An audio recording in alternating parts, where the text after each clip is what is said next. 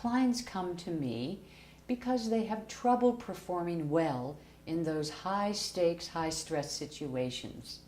These are situations such as sales calls, job interviews, meetings with really important clients, or public presentations. Now you might wonder, why should somebody have trouble performing in those kind of situations? Well, really it can be summed up in one word: perception. You see, if you perceive a situation as threatening, your brain releases a particular chemical cocktail that undermines your ability to perform. Now, what's really interesting is that if you see the same situation as neutral or positive, your brain releases a different chemical cocktail that allows you to perform well. So, in some ways, the solution is to see situations in a neutral or positive light.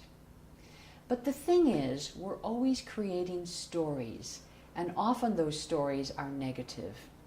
We create stories about what has happened in the past, what is happening in the moment, or what we imagine will happen in the future. And often those stories are negative. Also, we're often not even aware of it because it's so automatic that we create these stories. But they do indeed undermine our performance. But there is a way around this. And it's as simple as asking yourself, what's my story? So I'm going to take you through these steps so you can change the stories that are undermining your performance. Let's come up with an example, shall we? This is a pretty typical example. Let's say that you are preparing to give a talk. This is a talk to a bunch of VIPs. It's a very big deal, but you've been invited to do it. You prepare and everything seems to be going along just fine until a few days before the actual event. Then what happens is you find your stomach churning and your anxiety level is going through the roof. Why? It's because of what you're telling yourself, this internal conversation you're having with yourself, your story. So, the first step is to ask yourself, what's my story? So what is it? Write it down. The reason you write it down is so you create a little more objectivity and distance from the emotional impact of the negativity of the story. So you write your story down. In this case, it might be something like, gee, I'm so worried that they're going to discover that I don't know what I'm talking about. I know I'm going to stumble over my words. They're going to be bored. They're going to hate it. I'm going to embarrass myself.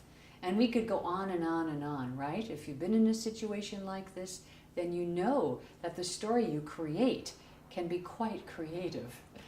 All right, so that's the first step. What's my story? Then second step is to write it down. The third step is to ask yourself, is my story helpful or harmful to me? If it's helpful, then you're fine. No need to go any further. If it is harmful, however, then go to the next step and ask yourself, is it true? Do I know for certain that the story I have created represents the truth? Well, in this case, I might say to myself, all right, how can I predict the future, really? I don't have a crystal ball, I'm not a psychic, and there's really no way I know for sure how the audience is going to respond, right?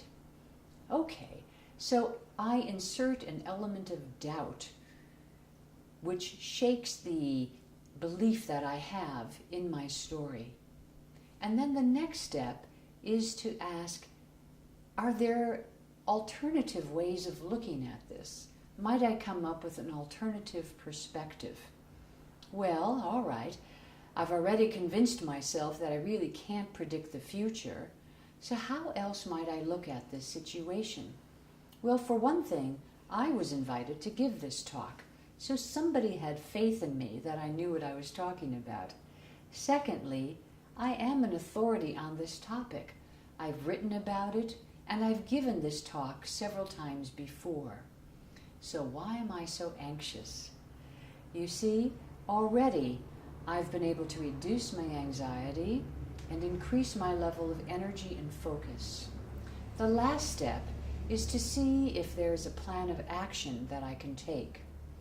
Well, I might say to myself, okay, because I have been so anxious, maybe I need to spend a little more time preparing, rehearsing the talk. And not only that, perhaps I should come up with a list of questions that might be asked by the audience, and also come up with some answers for them. You see, winning is the science of being totally prepared, and I want to make sure that I'm as prepared as I can be. So to recap, if in the future you find yourself feeling especially anxious or worried about something that has happened or that you imagine will happen in the future or that's happening right now, follow these steps. Ask yourself, what's my story? Second, ask yourself to write it down.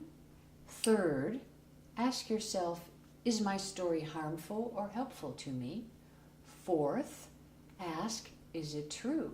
How do I know for certain that my story represents the truth? Next, come up with an alternative explanation or an alternative perspective. And last, create your plan of action. If you follow all of these steps, I'm certain that you will perform better even in those high-stakes, high-stress situations.